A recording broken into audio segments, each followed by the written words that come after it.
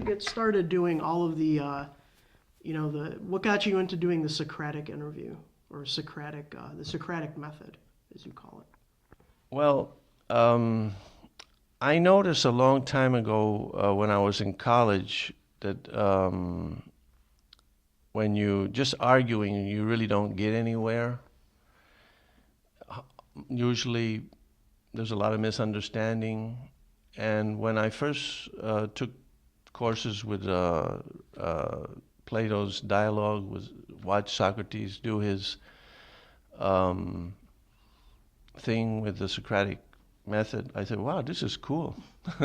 So I think but even before, I did always know that if in an argument, if you catch somebody in a contradiction, you won the argument. As a kid, I thought that was cool, and so I liked to do that. But I was in the arguing mode.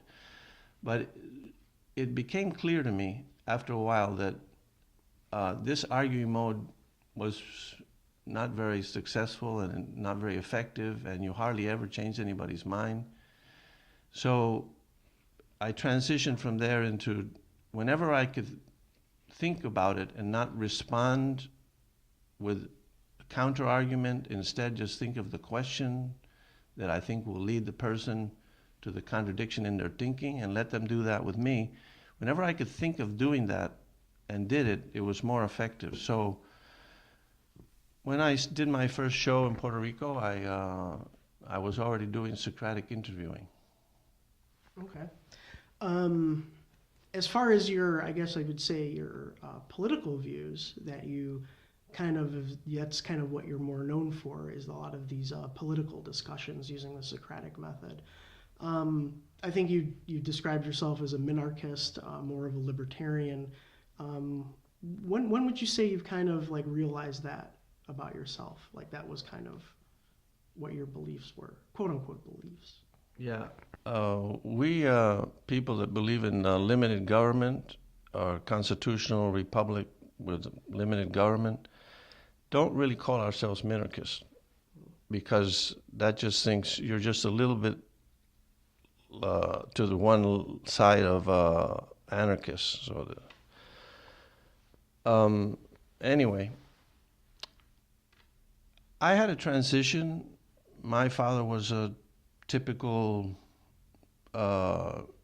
Democrat, moderate Democrat, and when I grew up discussing politics with him, I thought that I engaged in the same mistaken idea that my job as a policymaker would be to decide how to dispose of other people's income and what to do with it. Mm-hmm. And then when I started to work as an attorney and I went into business and I noticed people cheating on their taxes, and the businessmen that I considered to be honest and good people cheating on their taxes, I asked them, why you cheat?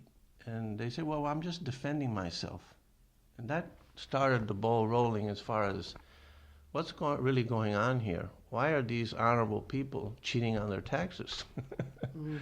They're just trying to not let the government steal even more than the government wants to take from them. So I went through a transition there, and I think also it was helpful to read Milton Friedman's Free to Choose, which I thought explained capitalism pretty well, and read von Mises, and read Ayn Rand.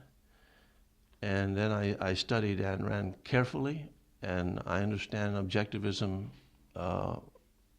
completely. I read everything that she wrote, and I can explain anything that you like in that field.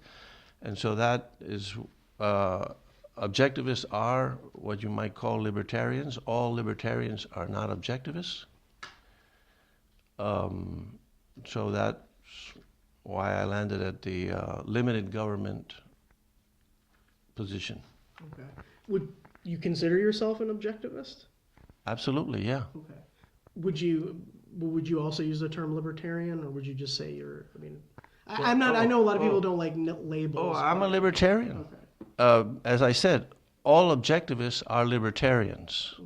All libertarians are not objectivists because they derive their political position without going to the fundamentals, without starting with metaphysics and epistemology and a fundamental view on human nature.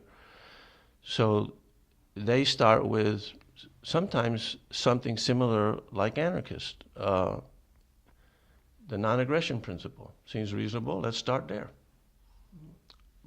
And so that's why all libertarians are not objectivists.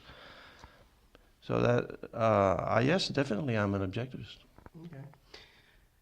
Would you consider the